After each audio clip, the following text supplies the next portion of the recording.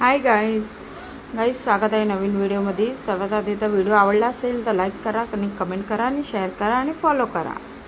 Okay guys, कधी कधी कसं होतं ना, आपले घरवाले जे डिसिजन घेतात ना, जरूर नाही की ते लोक सही डिसिजनच घेणार, ठीक आहे। कधी कधी ते लोक पण गलत होऊ शकतात, भले ते लोक मोठे असेल पण ते लोक पण गलत होऊ शकतात। तसंच माझ्यासोबत झाला।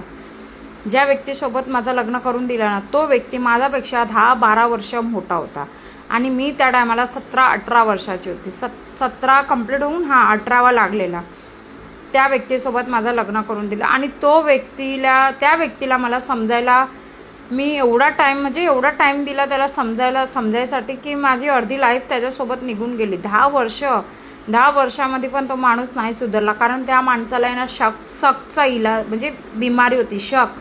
एवढ्या माणसाचा इलाज आहे, कॅन्सरवाल्या माणसांचा इलाज आहे, पण शक करतो ना जो माणूस, त्या व्यक्तीचा काहीच इलाज नाही। मग त्यासाठी त्या माणसासाठी तुम्ही कितीही करा, काहीही करा, तुम्ही त्याच्यासमोर जीव दिला ना तरी त्या माणसाला घंटा फरक पडणार नाही।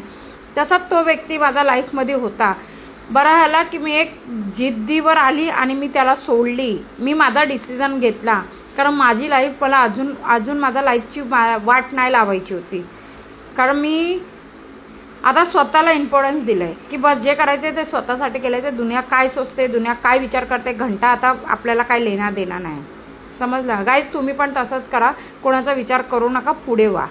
व्हिडिओ आवडल्यास लाईक करा आणि कमेंट करा।